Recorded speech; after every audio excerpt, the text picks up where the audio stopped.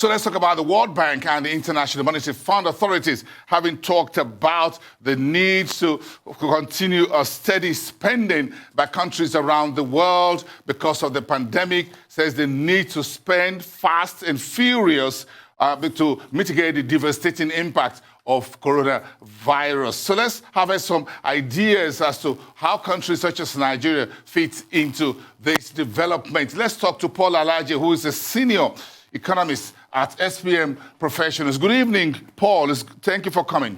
Good evening, and thank you for having me. So let's talk about the World Bank and the IMF spoke a need for fiscal authorities to continue spending their way out of the current crisis. How can countries such as Nigeria do this?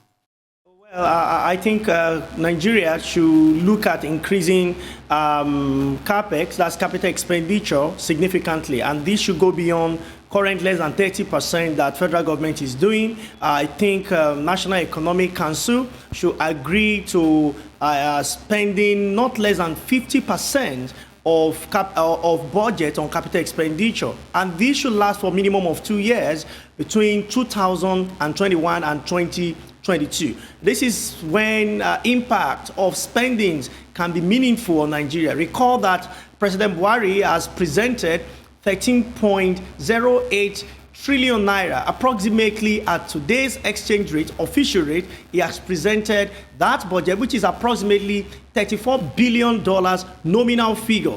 But when you make provision for 13.22, you talk about an amount that is less than $30 billion. If just 25 to 27% of that budget is what is marked for CAPEX, and we still see significant amount going for travels, going for feedings of government officials, we are not spending our way out of the current economic situation. But this goes beyond the federal government. State government have significant role to play by if National Economic Council will make such policy and tie it to helping states to access facility from outside Nigeria. Because they need federal approval, I'm sure and I'm confident that states will comply. What this will mean is that we're going to have significant investment of not less than 15 trillion naira directly into capital. And that will expand the economy. And I can say in 2 years, Nigeria economy will not just recover by 2021. We're going to have a strong growth. We're going to come out stronger by 2021, maybe growing by 5%, which of course we've not been able to do between 2016 to 2019.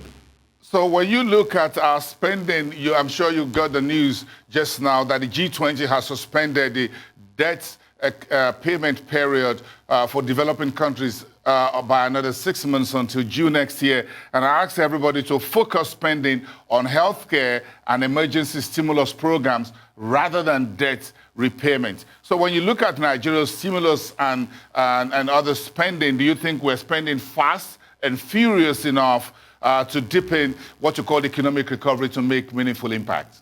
Yeah, well, I would say that we really don't have so much to spend when you convert what we spend compared to what Ghana, South Africa, Egypt wants to spend to take them out of recession. But within the limit that we have, I think, yes, government has a mark at least 13 trillion naira to 2021, because that is the immediate project we have in our hands, and that is what we hope we will achieve. But are we spending enough? I would say no. I must say that beyond what we are doing today, government certainly needs international assistance. And I'm happy that we have this window, although it's very short, it's just 2 quarters, half a year. It's the window for repayment, postponement. But within this period, what will government do so that if they had spent that money or repaid whatever Nigeria was due to repay at the end of the year that is now being postponed, in what gain? How can it impact life of our people? And also, how much are we going to spend, not just on health, but also on electricity? More importantly, health, electricity, and education. These are 3 significant roles that I think Nigeria needs to do something about. We talk about stimulus spending, Paul, but aside the G20 and other debts that we have, is our $500 million Eurobond maturing in January next year. How should Nigeria handle this? Should we redeem or refinance and what are the implications? Well, when you look at this, let's convert it to naira so that Nigerians understand what that means. We are talking of approximately 119 billion naira. That is larger than the budget of Osun State, for instance. So are we saying Nigeria should repay? One of the things that will guide us in providing solution to this is if Mr. President and his team have already added that to 2020 budget. And if that is not added, or if it is added as repayment, I think government will repay, but of course it will have significant impact on us. Another window, like you mentioned, is to refinance it. When we refinance it, it's not without its cost. We are only postponing the painful day to a future date. But if you remove it today, it's going to have tremendous impact on our limited budget size of approximately $34 billion. So the impact will be so much, and it will be meaningful now that we have less to spend. So the strategy could be to refinance it and pay higher interest rate and postpone the evil day or the repayment day to a future date. So how quickly do you think the government should ramp up on social economic delivery of cutting unemployment for youths, especially those that are educated, in order to decelerate tensions in the country?